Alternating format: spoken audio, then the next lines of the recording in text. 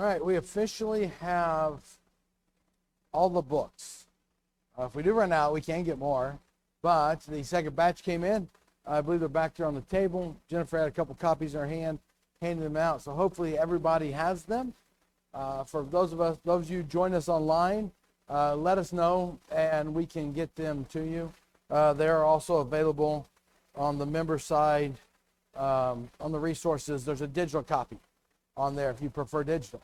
Or if you find yourself without your book and you want to look at it, there's some digital stuff on the website. Andrew's put some digital copies on there. That way we can have them digitally to look at. You can have the book to flip the pages and to make notes and write along there. All right, so we've had in the first lesson, we talked about the need for evaluation, both personal and congregational evaluation. How do we do things? That's one thing that Paul encouraged the churches, as you are facing challenges, struggles, desire to grow, desire to change some things, make sure you do an evaluation to make sure that we're doing this in the right manner and we have the right attitude and that we are doing this for the betterment of the group, not just personal desire.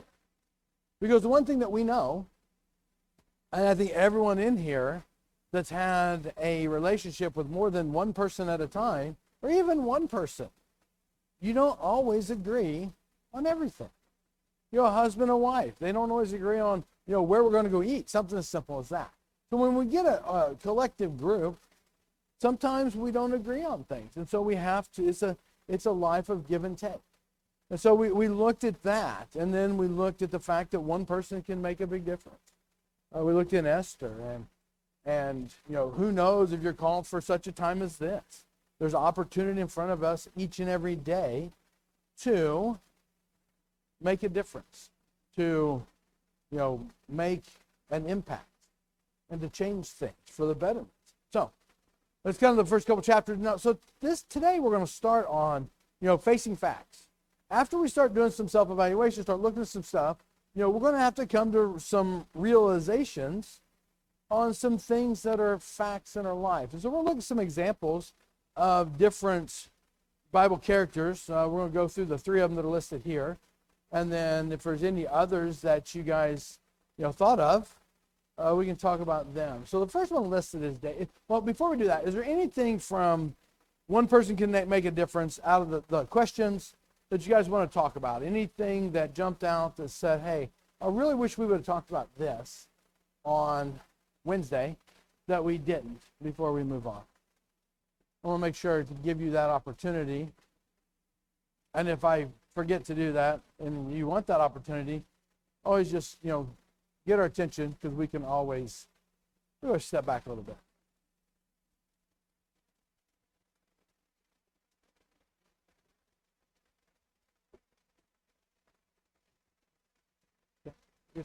Yes, Andrew. The benefit of writing things down, I wouldn't have remembered this otherwise.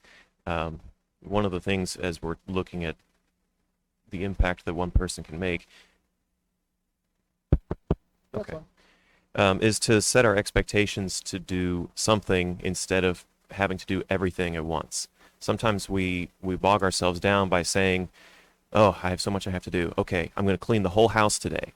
And that's a difficult goal, and we wear ourselves out with setting a goal like that instead of, I'm going to do this one thing first, and then once that's done, okay, I'm going to do this one thing second. So having expectations that don't have a perfectionist mindset, or in doing so, we oftentimes may not even start because we can't see ourselves accomplishing something that's too lofty. We wear ourselves out with the thought of it. So in thinking about what can one person do, one person might say, oh, I want to single-handedly bring this church back up and do all these things, and I'm gonna save this church. And it's like, well, that's a high and lofty goal, but don't discourage yourself by making it so high that you don't see the progress in it. I'm sharing with what you do. There'll be large tasks that are undertaken, and so you break it down to,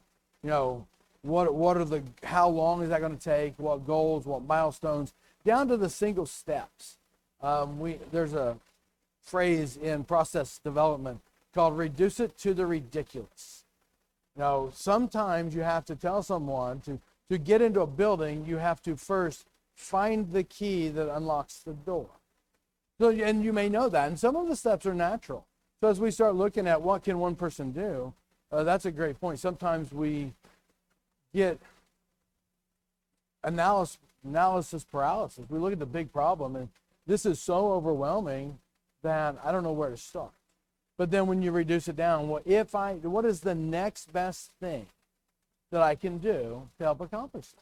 And sometimes it seems very insignificant. But yeah, it is a great thing. Just make sure that we are always moving towards that goal. And that's really a great kind of segue into this next chapter, because this talks about facing facts and some obstacles. So Jeff mentioned question number 10. Said, if all the members of your congregation had the attitude that they wanted to make a difference and use the talents they have, what would the outcome for growth of the congregation be spiritually? So if you look at that, and it kind of ties right into what Andrew said. It's that what can one person do? What is that one thing? And our attitude is the best thing that we can have to make an effort, to make a change. Have an attitude of, I want to help, I want to serve, I want to see things get better, and be willing to always examine that. And the Bible talks many times about while we want that, and while we have this attitude, want to help, we have to make sure that we have that attitude for the right reason.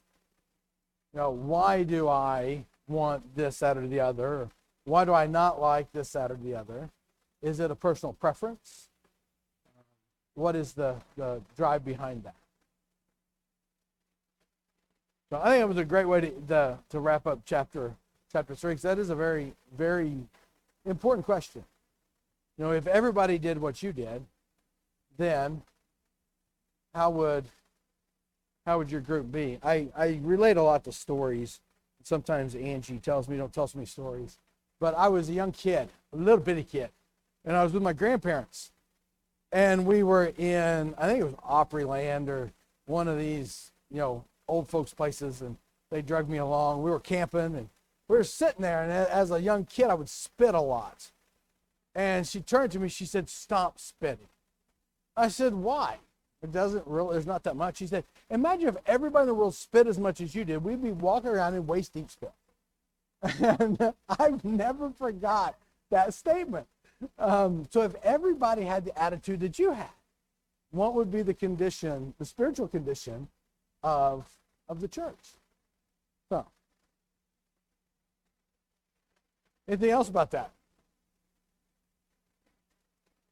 All right, so let's move on to chapter 4. Lesson 3.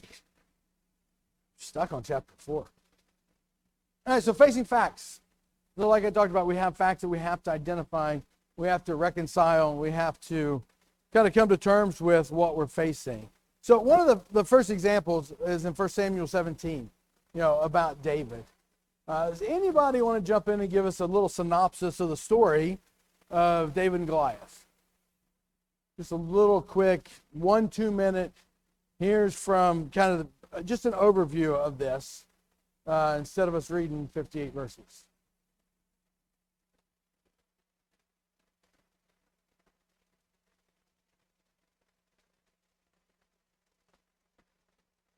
Eeny, meeny, miny, moe.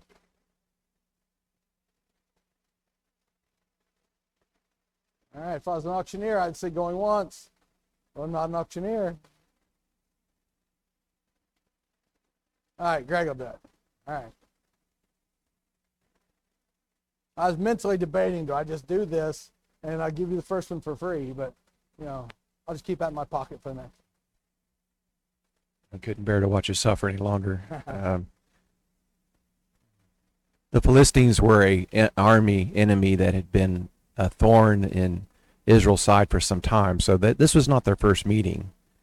And they rose up one champion that they said, if you can take out this champion, we'll be your slave.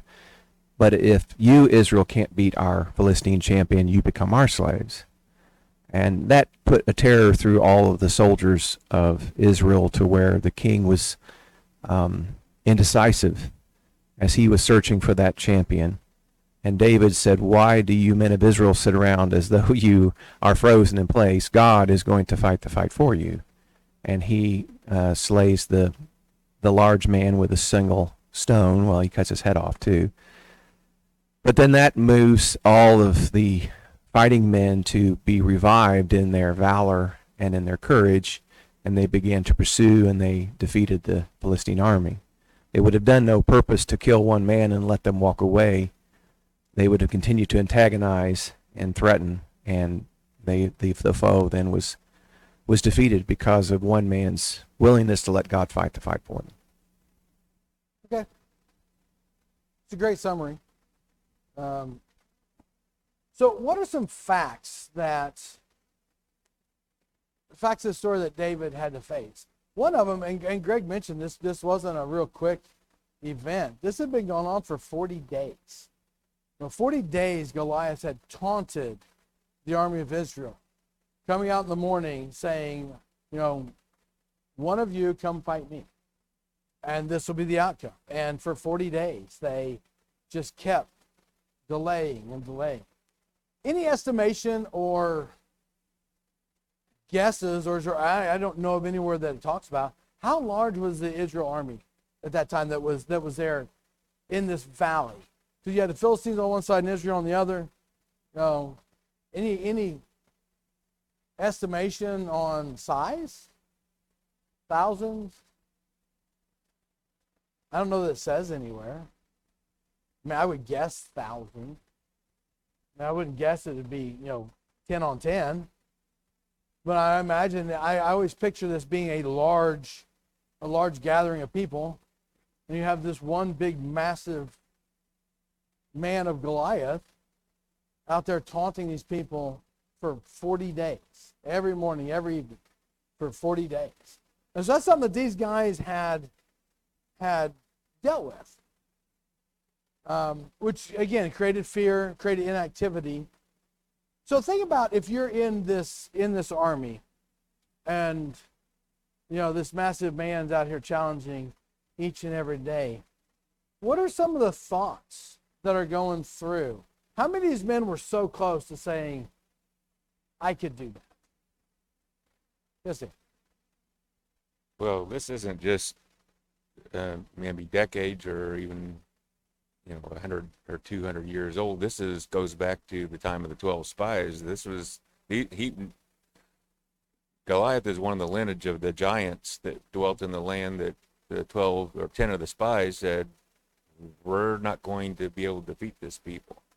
So these giants, and I think if I remember right, somewhere I read Goliath had brothers, and he wasn't the only one of that size. But Caleb took out a good portion of the giants when he inherited his land. But this has been going on for a long, long time. Like Greg said, but Israel has melted in the side of the giants before, and it was probably his ancestors. Yeah, when the spies came back, they talked about the size of the people, and it named their lineage, and I don't remember off the top of my head what that was. Yeah, but these were a lineage of a certain people that were massive, massive men. So you had all this army. And so how many people in this army, how many men in this army kept hearing this? And how many of them wanted to make a difference? How many of them thought, okay, after day 10, all right, this is getting a little ridiculous. We need to do something. Day 20, we need to do something. Day 30, we need to do something. What can we do? And then it becomes, they don't know, they get to the point that they don't know what to do. Well, what can we do now? This has been going on so long. I don't want to be the one to step up and fail. How can we solve this? So they're in this cycle. So this has gone on for 40 days. Same thing. And then here comes, little David after his dad said, hey, go check on this, drop this cheese off, check on your brothers, see how the fight's going, and, give me a report. So then David shows up and looks at this and just asks the simple question. Why are you afraid? Why are you afraid of this guy? And then nobody, wanted to step up. So he said, I'll do it. I'll take you on. And that wasn't received well. So David faced some facts. No, nobody's doing what needs to be done. Nobody's taking on this giant. I have confidence, being David, have confidence that God will, slay this giant for Israel. I can do this with God's help. So he steps up and says, I'll do it. And then his brothers, did what brothers can do sometimes, is they started belittling him and discouraging him because they didn't want the youngest of them. So again, David's young. It says, don't let anybody, it talks about him being youth. So, teenager, younger than teenager. I think he's probably, I would guess somewhere in his, early teens, 13, 15, somewhere around there. So this young little kid shows up, and all these warriors have to face the fact that this young, and in their eyes, naive kid is willing to take on this giant. And then we know the story that, the interaction with David and Goliath and the things that Goliath said, I'm going to basically rip you apart. And David's like, no, you won't, And just the fact that he, one stone took him down, pulled out his own sword. Is anybody thinking about David, little David, and this great big, sword? Because Goliath didn't have his little bitty sword. So, I mean, if he's 9, 10 foot tall, his sword's going to be long and heavy. And just little David yielding this great big sword as he cuts off the head of Goliath. And so as I was looking at this and thinking about this, one of the facts I think David really had to overcome in this is that David was dismissed by his family and his tribe as being someone that could accomplish this. So he had people inside of his group, inside of his organization, that dismissed him because he had zeal, he had desire, he had a willingness to help, but people kind of pushed him to the side, said, no, we're not doing that. You're not going to do that. We've sat here for 40 days trying to figure out the best plan. We're going to continue doing it this way. We're not interested in that. So David had to face that persecution and face that interaction. And he didn't let it stop him. So what was David's driving force to continue to do this? How did he keep from getting discouraged? Yes, Jeff. I think there's a couple of things I think we could read into this. Is David was not exactly a small person, because when he goes to Saul, and Saul says, well, here, take my armor, and David tries it on, and he says, I can't use this because I haven't tested it. In other words, he hadn't fought anybody with that on. So I think David was probably bigger. He was definitely a younger brother to the others, but that doesn't necessarily mean he was, a small guy. We don't know exactly how big he was, but I think the fact that, Saul was a man who, when he was appointed king, that he stood head and shoulders above anybody in the kingdom. So he was not a small dude. But I think when David goes to Saul, that's kind of like you can't go any higher in the organization, and so he's telling Saul what he can do. Apparently, it's believable, although maybe after 40 days, Saul's saying, hey, if Mary Poppins came along, I'd let her go if she wanted to. But so anyway, I think the fact that he goes to Saul and declares what he can do, I think it's as far as Saul is concerned, it's believable, and so he's gonna proceed based on that. It's either believable or out of desperation. They're like, we can, something's better than nothing at this point. So yeah, and I never thought about David's size. I always picture David as averaged a little smaller than average. And I don't know why. I don't know that there's any scriptural basis on that. Just I always picture David just a little smaller than average. That's Jeff. It said to David, could that have been from the standpoint that he's afraid their little brother will get killed by that big man? It's a good question. Yeah. Were they worried about him, or were they worried about how they would look? Hey, Jack, down up here in the front.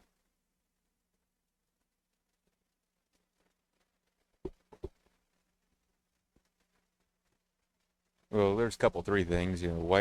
Where was Samuel? Why didn't, we can ask the question, why didn't Saul call for Samuel and consult him so that he could consult God? Well, by this time, I think Saul had already lost that spirit of God that was talked about, and maybe he saw that in David. I don't know. He maybe somebody who had it and then lost it would recognize that spirit was in David. Because why would he allow a youth to go out and represent the army, especially given the consequences that were set, put forth by the Philistines? Was, we'll be your slaves if you win. Well, I'm not going to send a kid out there to do it unless Saul recognized that David had that spirit. And then David also had, we talk about little victories. He'd already slayed a bear and a lion with his hands.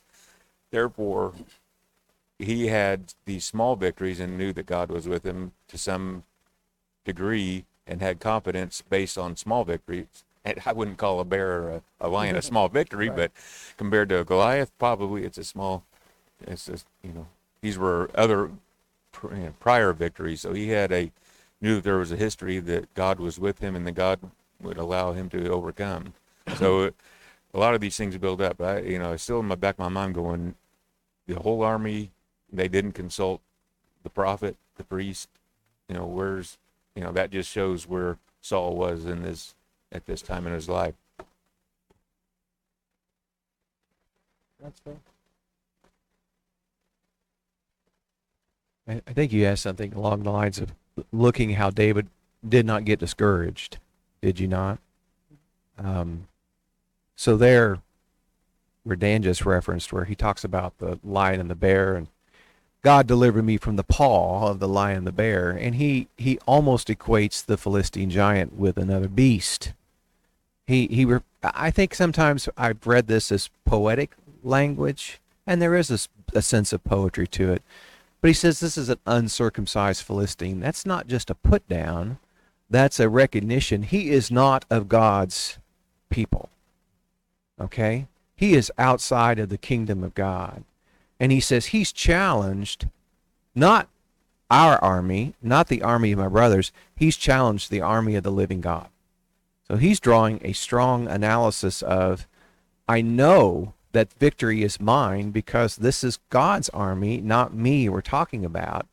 He says, God delivered me from these brute beasts. He'll deliver me from the hand of the Philistine. And so I know armies will want to dehumanize their enemy in order to fight harder, but I think it makes a different point. That's David's perspective of God's involvement in his life and God's involvement and direct action on the people of Israel. And to think that we don't have access to the same level of support from God for the things that are his accomplishments, we're fooling ourselves. Yeah, that was one, as you were talking, that's one of the points that I thought too was, David hasn't said, I defeated a lion and a bear. David says, God delivered me from the hand of this lion and the bear, and I was able to defeat them.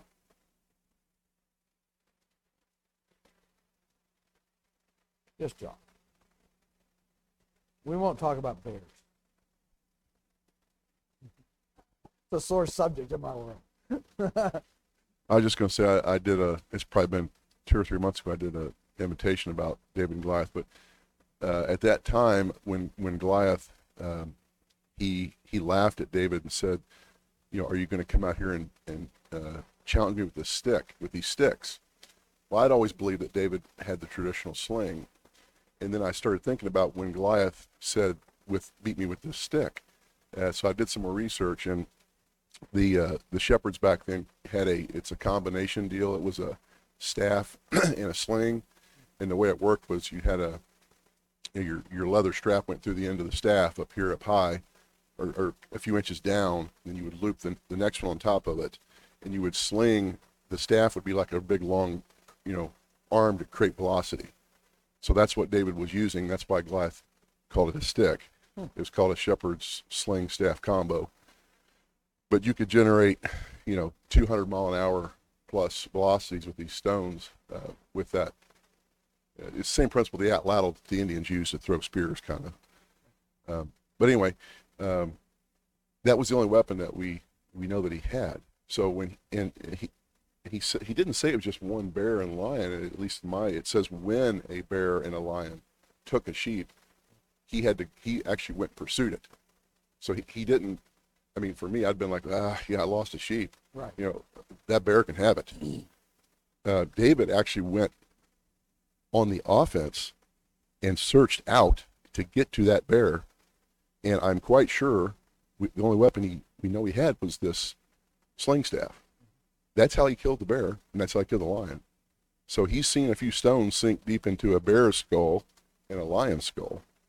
So when it came time for Goliath, God had him out in the field preparing him for probably years with these enemies, bears and lions. So God was building David up to be the person he was on this day, I believe, out doing that job. So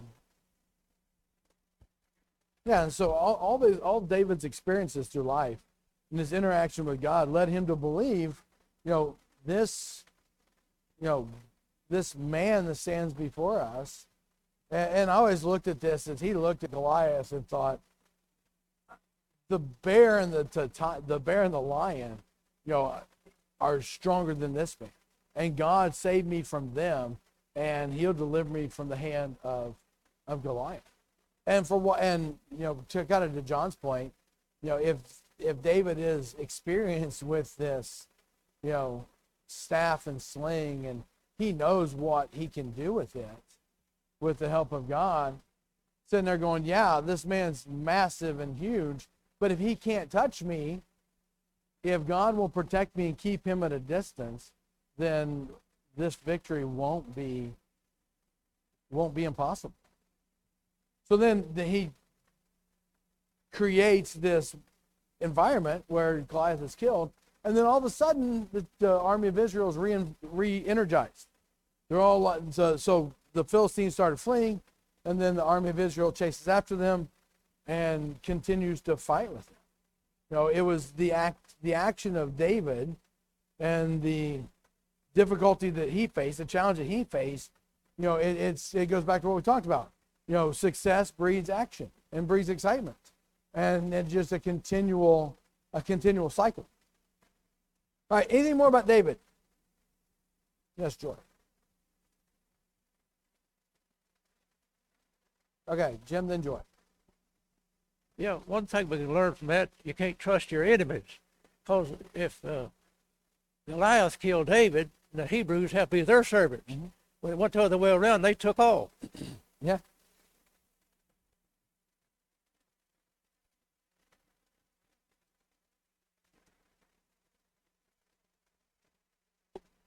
The two things that struck me about the story is, yes, David's experience plus his faith in God's ability, despite his whatever lack of experience, and how the outcome was humanly totally unexpected outcome.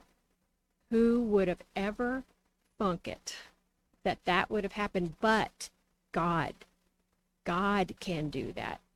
Even though David was young, even though he had the experience, still the unexpected happened. And that helps me to think that things that I think I've never seen before, that I might ask God for, that never heard of, you know.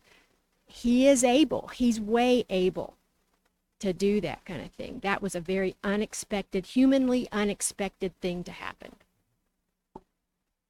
But it just goes to show the impact of youth. The impact of youth. And we see that in the New Testament with Timothy and Titus, and the impact that youth can make on a collective group.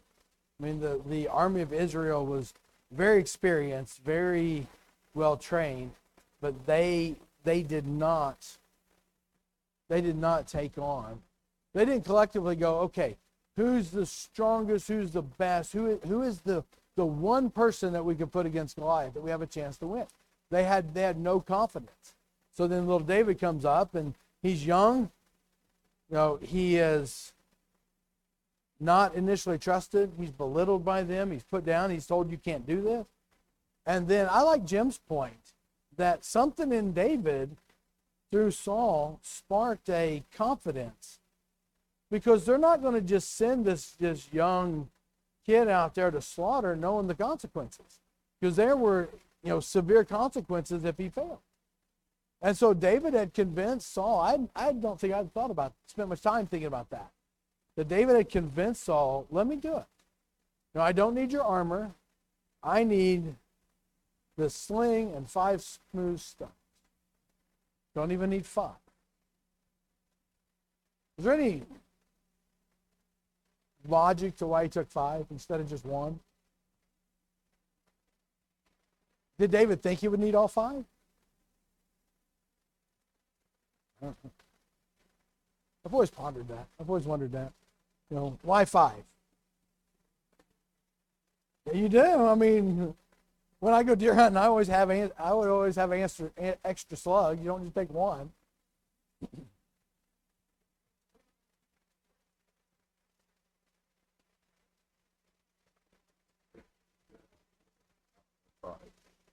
Okay.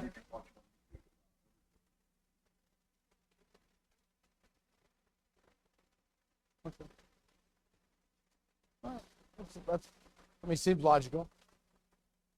Right. Anything else about David? Took a little longer than I thought it would. All right, so let's talk about Stephen a little bit. So some of the facts that Stephen faced. So David was rejected by his own people. His own tribe pushed back and did not welcome him. Stephen had just the opposite. Stephen was persecuted and rejected by the outside world. These were not people of his people. These were people that were opposed to him. So what facts did Stephen face? I mean, what were some things that Stephen dealt with in his dealings here?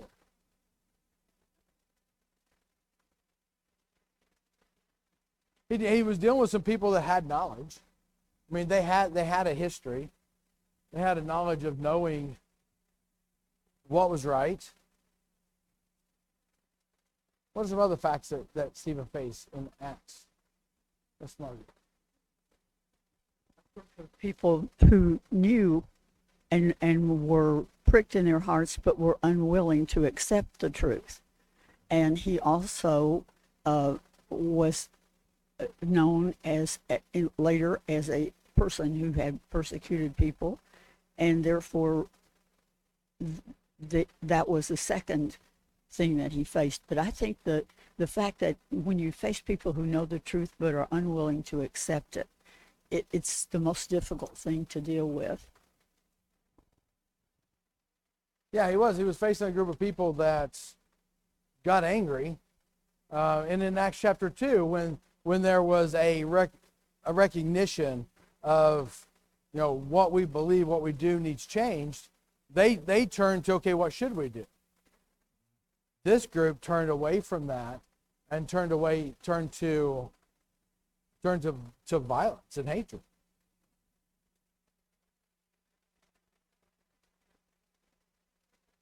Anything else about what Stephen faced and how they were acting? What was one thing that Stephen kept doing the entire time? Stephen held true to one thing. He held true to the facts that, this is the history of God. This is the history of God's people, and this is the truth.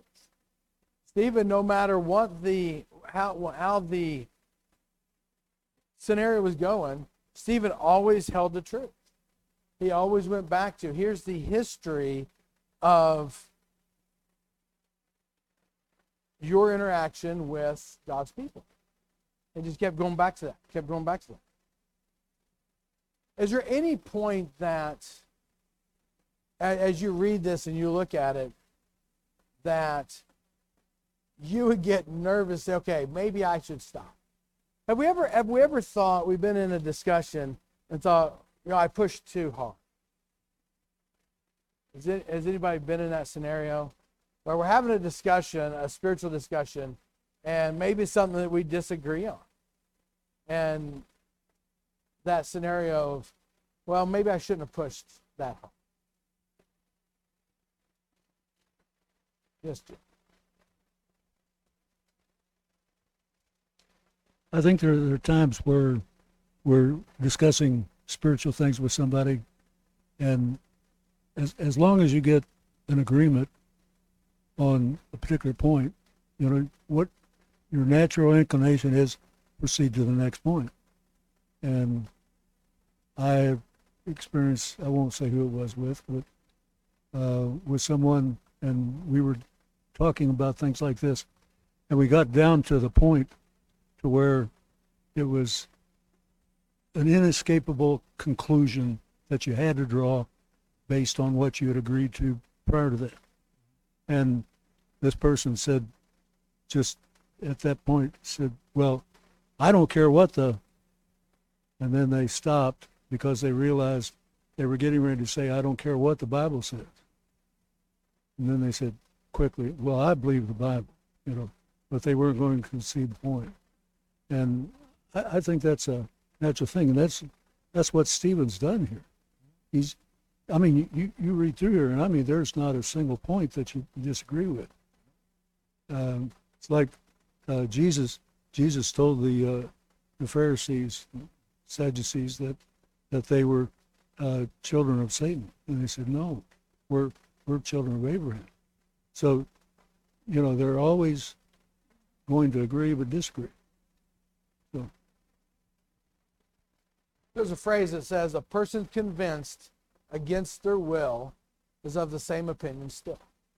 Now, if you push somebody, and get them to agree or concede, they may not truly have came along and seen anything any different. And that's where, Stephen just kept going. And just like Jim said, everything he said was factual. And I really believe that they didn't really disagree with what he said. They just got mad at the result. They were pricked in the heart and knew they had to change something. And so one of the facts that Stephen had to face is he was facing an opposition that did not see things the same way he did. They were not looking at how can we improve, how can we get better. They rejected they rejected him and his message, and they lashed out at him. And Stephen wound up, being stoned to death because the people he's talking to did not heed what he was trying to get them to see. So sometimes we'll face pushback, we'll face persecution, and sometimes we'll face people that are unwilling to see things the way we see things. Yes, Joy. I couldn't help but be impressed with his saying not to lay this at their charge. Mm-hmm. I imagine myself in that, and I'm wondering, would I have that attitude after 10 stones, after 50 stones? Who knows how many stones it takes to kill somebody? Could I have done that to the last stone? And also, he never said, God, I was standing up for you. How could you let this happen to me? I was doing your work, and look, you've let me down. That's not what he said. There are times in a discussion where we end in a disagreement. Do we walk away and think, someday they'll have to pay for this. Someday they'll understand different. A lot of times we'll use that phrase that every knee will bow, every tongue will confess. People that are diehard atheists. And sometimes we'll walk away from them and say, well, every knee will bow and every tongue will confess. You will eventually understand the severity of where you stand. And we've got to be able to have that level of love and compassion and conviction that Stephen had. Because even faced with, opposition and persecution from those outside of his faith, his tribe, he still stood firm. And at the end of the story, we're introduced to Saul. So we'll talk a little bit about the Apostle Saul, his conversion, and the facts that he had to face, going from someone that persecuted, threw Christians in jail, killed them, to now being a part of the church and speaking for God. And then we'll get into what does that mean for us and how do we apply this as we are committed to spiritual growth. We strive to grow and be the kind of people that God wants us to be. Appreciate your participation. That extra hour of sleep did you guys well. You're more talkative today. I appreciate that, and we'll be back together on Wednesday.